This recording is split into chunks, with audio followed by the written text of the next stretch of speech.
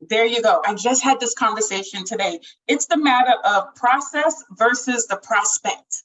And I think so many advisors are just caught up in the process. So it's like, I have to have this amount of dials. I have to make sure I get this amount of interviews.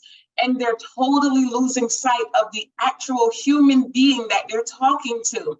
That's why I always say, never focus on the program. People apply for programs because somebody told them it was a great idea. And not everyone takes the initiative to do the research and say, oh my gosh, that does not suit my personality at all. Mm-hmm. They're just calling for information. That's why you, as the expert, you have to be able to say, before we get there, I have a few questions for you. And then you start asking about their interests and you recommend the best fit that's going to get them to their ultimate goals. Thank you for that. Yes, it's about understanding them and then understanding what is it that we can offer them to get them to fulfill their aspirations, right? And it's also about aligning, right? I mean, where are their goals and aspirations compared to where they are now, and being realistic about what it's going to take to do X or Y that they may not realize, right? But it all starts, listen, the numbers will come if you have the right focus on quality and helping that student make the decision. From your leadership, the goal is that you're focusing on the right students, because we've done a due diligence to understand what's the best fit for our program, what's the best fit for our institution. And by the time that you're having that conversation, you should be having the conversation with students that are a good fit for your institution. So you can really dive into, what do they need? What do they want? How do I help them get there? How do we as an institution facilitate that for them? Absolutely. And one thing that you said earlier that's very true. Do not be afraid to tell a student, I don't think that our program or our school is the best fit for you at this time. You may not think you're helping them, but guess what? You are helping them by letting them know that this may not be the best fit for them. And your students will actually appreciate that. Absolutely. Couldn't agree more, Kathy. Especially, listen, we're in an environment right now where college is has a bad reputation in a way, right? Like we have for students, doubting whether or not college is worth it. We have the media attacking us from every direction. And the reality is we know that college is worth it, not only from a pecuniary perspective, but a non-pecuniary perspective, right? It's not just about the benefits you get money-wise. Yes, we all know that on average, you'll see close to $1 million over your lifetime.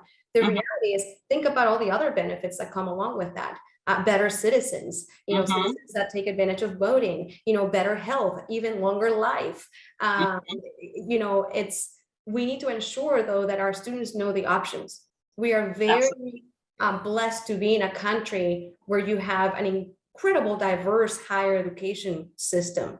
Sometimes when we say that we don't have free college, we have amazing community colleges, and if you have need, it's free. But the problem is that we're not doing enough as a society to inform our students of the options that they have. So they're making the wrong decisions at times. There you go. We need to be better at informing them with financial literacy and ensuring that they understand, hey, you don't need to go to this private or really expensive institution where you could go to your regional, public institution, or you can go at the community college. I started at a community college, Kathy. I started at St. Clair Community College. I didn't have the money for a 4-year. There you go. And I understood that. And thankfully, my family was mindful about teaching us financial literacy so that we made decisions on what we could afford. And the reality is, it didn't stop us from being successful. Here we are, I'm 40 years old, and I can tell you I'm blessed to be in the position that I'm in. Absolutely. And it started at St. Clair Community College, who I owe so much to for giving me the opportunity to go through my associate's degree that then led to a 4-year degree, that then led to an MBA, and now working on my doctoral. So students need to know those paths and not get caught up on, I need to go to this flagship because it's the only option. Exactly. There's many options. What is the key to increasing enrollments and starts? So what would you say? Here we go, folks. Listen up. the $1 million question, right?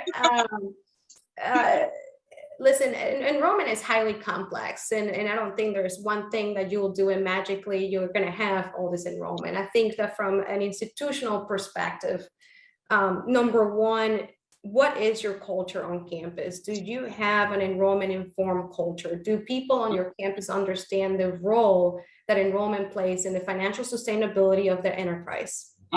So I think it starts at a high level with understanding, do we as an institution, faculty, everyone that is a part of the system understand the importance of enrollment? And what is enrollment, right? If enrollment, a lot of people think enrollment is just getting students in the door. Enrollment is about retaining and graduating that student as well. It's the entirety of getting the student in, progressing, retaining, and graduating from your institution. So it starts with that culture. It also starts with understanding, like I said, being fanatical about the needs of the students and the markets that you serve.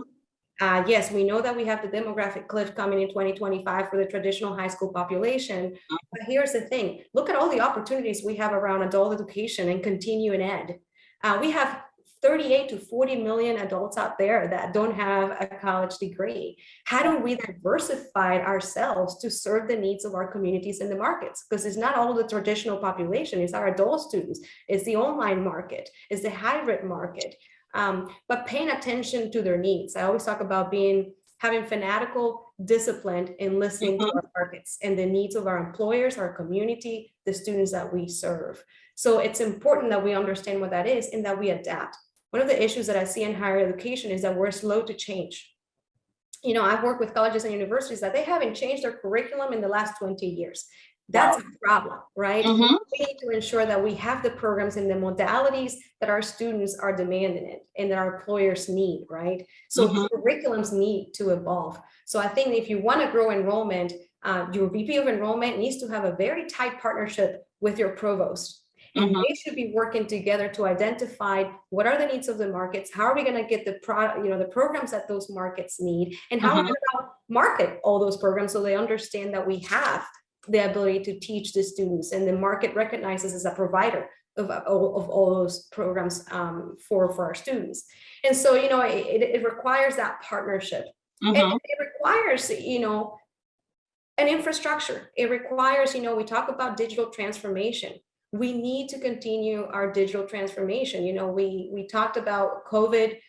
Certainly helped us with all of that. So again, there. We know it was coming. Now we're there. Now we need to continue to do that. And absolutely, when I say digital transformation is, how do we align data, technology, and people? People being the hardest one, right? So campuses need to continue to work towards that alignment so that we can create the type of experiences that our students are needing in order to get through graduation. But, the culture, having fanatical, disciplined, and then continuing that digital transformation. We have to be committed to that, evolving that and to continuous improvement.